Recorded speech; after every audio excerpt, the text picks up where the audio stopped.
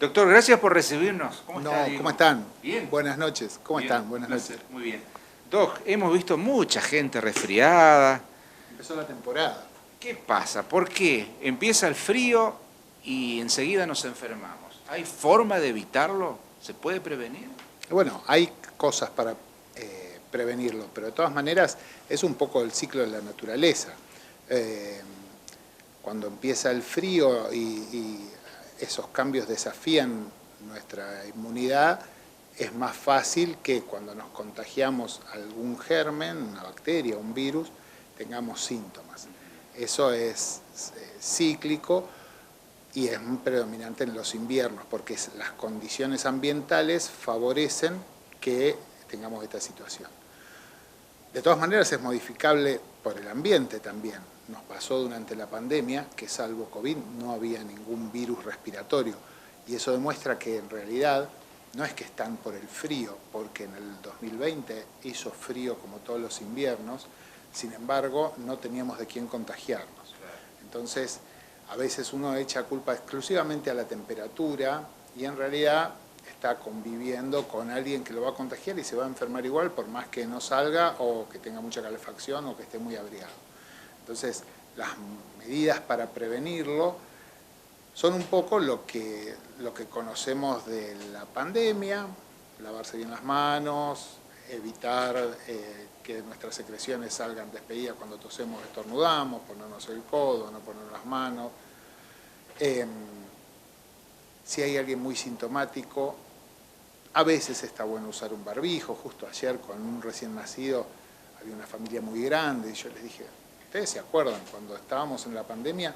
Todos hablábamos y era parte del lenguaje cotidiano el asintomático. O sea, sabemos que las virosis, ya sea COVID, ya sea virus respiratorios, hay un porcentaje de personas que lo cursan en forma asintomática y esas personas contagian igual. Entonces, cuando hay una persona vulnerable, el caso del recién nacido que les contaba, un bebé chiquito, un abuelo que se cuida en la familia, alguien que tiene alguna enfermedad, un diabético, una persona grande pero que tiene factores de riesgo, hipertenso, es obeso, bueno, si hay alguien muy sintomático, no está mal usar el barbijo, cuidar ese tipo de cosas, si lo voy a visitar o si no, o si puedo postergar la visita, patearla para la semana que viene. Ese tipo de cosas que un poco las hacíamos forzados y obligados en la pandemia, también son una buena conducta para esto que vos me preguntabas, cómo prevenir o cómo disminuir la cantidad de casos. Y obviamente la vacunación, vacuna antigripal que tenemos contra virus respiratorios y ahora que desde fin del año pasado tenemos la vacuna en las embarazadas contra el virus inicial respiratorio, que ese virus era, más allá que en las personas más grandes da resfrío y síntomas respiratorios comunes, en los muy grandes y sobre todo en los bebés da las famosas bronquiolitis que saturan el sistema de salud en esta época del año.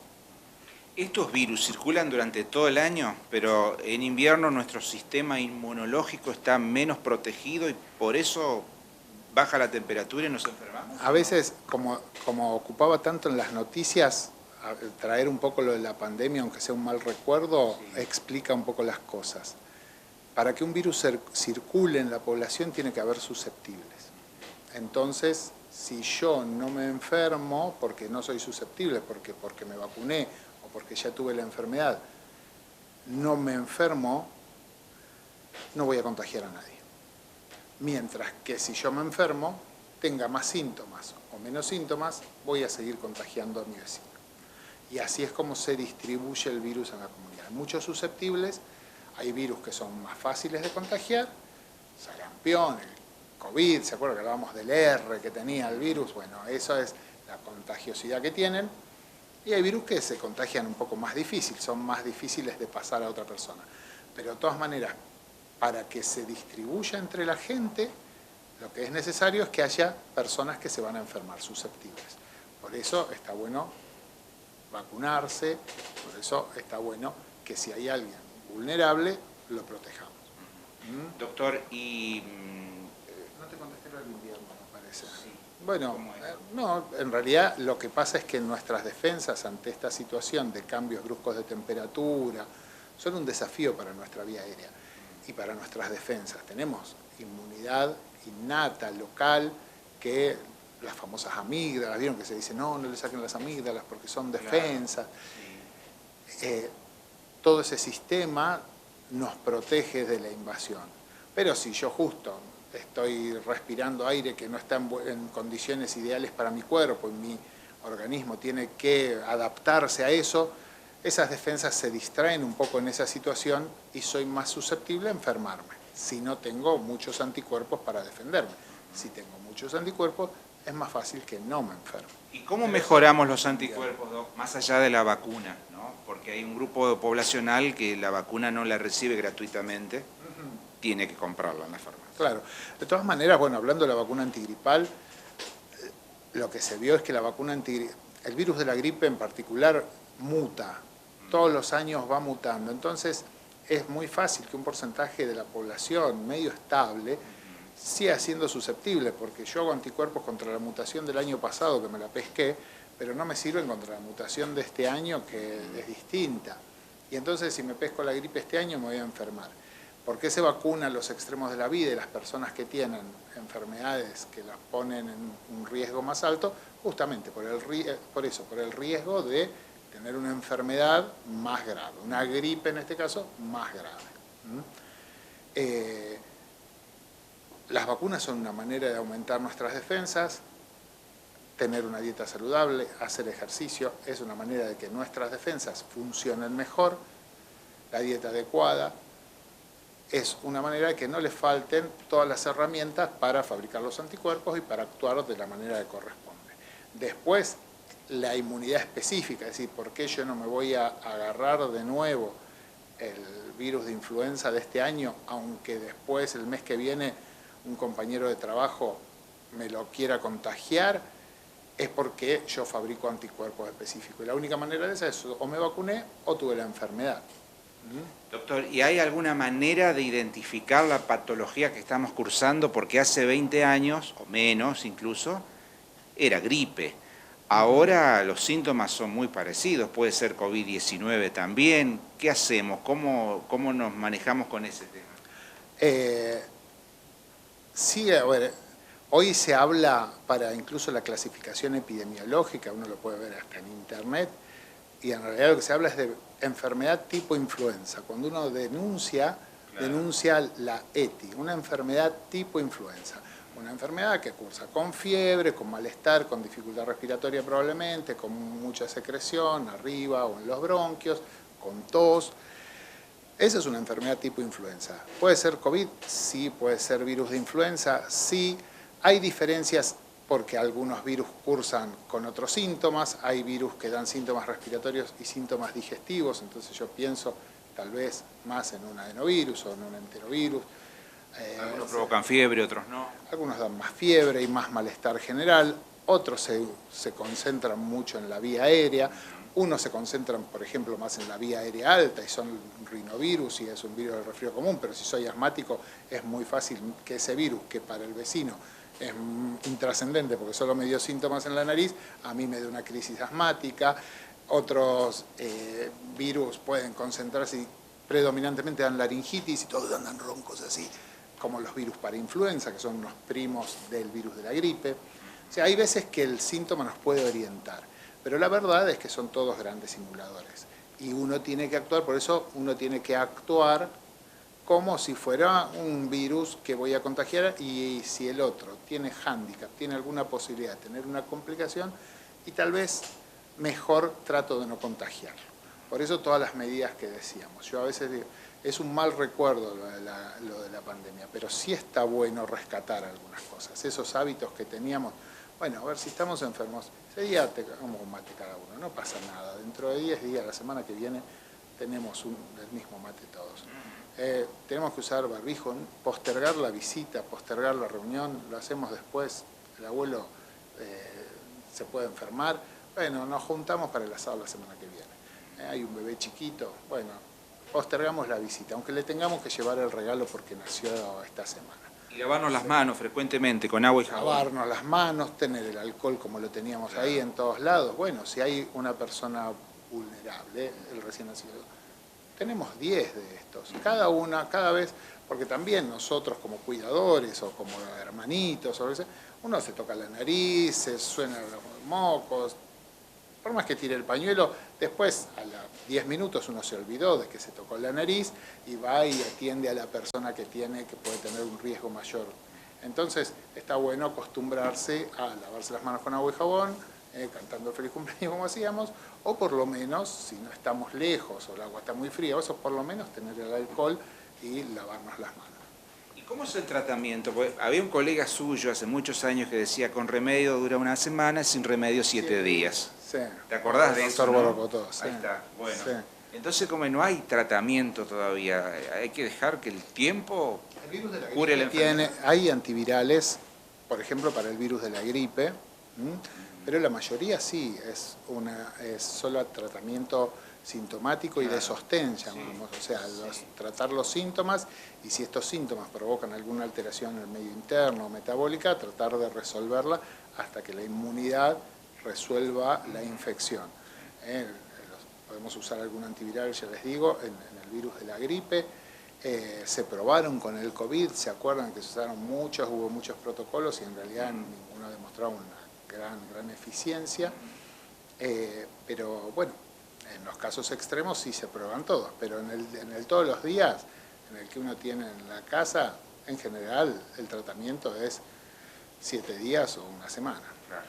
Tratarse los síntomas, pasarlo lo más cómodo posible, pero teniendo conciencia de que puedo transmitir la enfermedad a los demás, no solo tratarme yo, sino evitar que eso ocurra a los más vulnerables, como decíamos recién, los extremos de la vida. ¿No? Totalmente. Y consultar al médico si necesitamos, que para eso ustedes han estudiado, ¿no? Sí, siempre hacemos el chiste con todas las mamás, dicen, sí, pero no quiero que tenga más mocos. Si existiera algo que sacara los mocos al 100%, yo tendría una librería, pero no funciona así. Todavía la ciencia no nos ha dado eso y nos tenemos que arreglar con nuestra inmunidad que viene desde cuando éramos monos. La evolución nos ha traído hasta acá así que hay que remar con eso. Pero por eso cada vez conocemos más de cómo son los mecanismos de contagio, entonces podemos entrar por ahí para no contagiarnos tanto. Si nos contagiamos, tenemos que consultar. ¿Cuándo? Cuando las fiebres se prolongan, las personas que no son vulnerables, las personas vulnerables, abuelitos de más de 60 años, personas con factores de riesgo, los bebés chiquitos, siempre que aparezca un poco más de dificultad para alimentarse, dificultad para dormir, fiebre, malestar, a uno le llama la atención la cara, la forma que respira, como dice otro colega que sale seguido en la tele, si hay duda, no hay duda. O sea, si uno piensa, che, tendré que ir, no tendré que ir, es porque hay que ir. Entonces, eso hay que tenerlo en cuenta. Y para uno mismo o alguna persona sin factores de riesgo, síntomas prolongados o diferentes a los habituales. Mucha agitación, tos llamativa, dolores que no tuve antes, fiebre que se me hace más larga de lo que me dura habitualmente. Entonces, esos me tienen que obligar a consultar. Siempre es importante para prevenir complicaciones. Y para terminar, traigo un recuerdo también suyo, doctor, de siempre, tratar de ventilar la casa, aunque haga frío, pero tratar de ventilar la casa y evitar los cambios bruscos de temperatura, porque ya hemos visto que los calefactores están a pleno, a su máximo nivel, y entrar y salir tampoco hace bien. Sí, como dijimos, los virus, o sea, el aire que nosotros exhalamos es donde van los virus. Entonces, si está sin ventilación, eso se va concentrando. ¿Se acuerdan que medíamos el dióxido de carbono en las habitaciones y eso? En las escuelas, porque esa era una manera de medir cómo se renovaba el aire y el aire que entraba del exterior no tenía partículas contagiantes, digamos.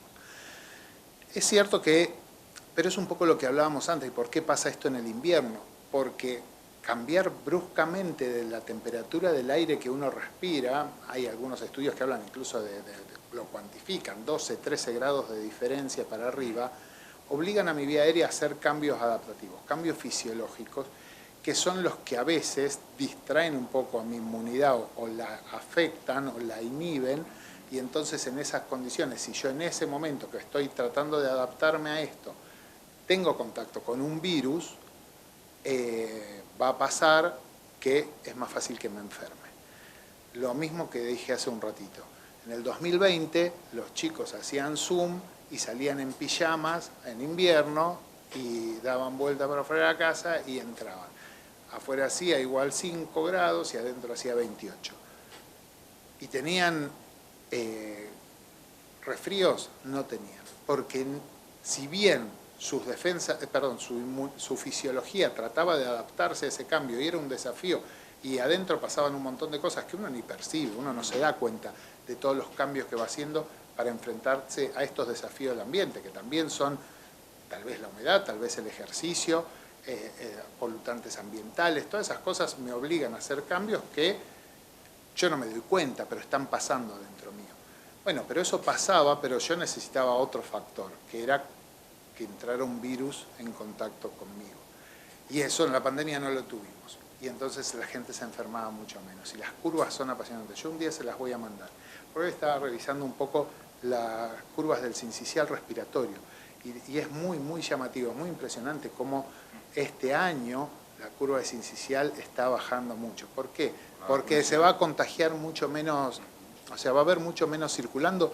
Tal vez hay un poco menos circulando, pero lo que pasa es que las personas que tengan sincicial no van a ser graves. Porque ¿a quiénes le medían, a quiénes le sacaban mocos y los estudiaban para ver si había sincicial?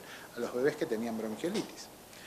Y ahora ese grupo va a estar protegido por los anticuerpos que le pasa a la mamá a través del cordón umbilical. Y entonces el grupo más sensible, el de los más chiquititos, no va a enfermar y no va a haber tanta carga, y esos son los que se estudian.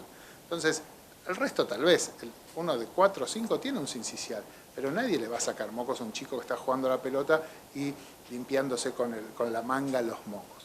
Entonces, por eso en la estadística desaparecen, no porque tal vez no estén circulando en la comunidad, sino porque no van a la guardia y no están tan graves como para estudiarlo.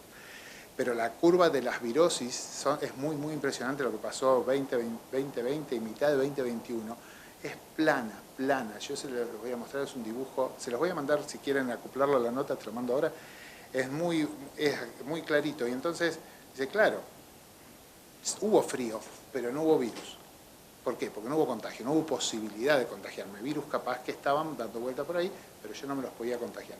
Entonces el frío solo no va a actuar, pero si yo en ese momento, cuando estoy enfrentándome a ese desafío, mis defensas claudican un ratito, se distraen adaptándome y el vecinito me tose, entonces ahí me voy a enfermar. Gracias, doctor, un placer como siempre. Un placer estar con ustedes. Buenas noches.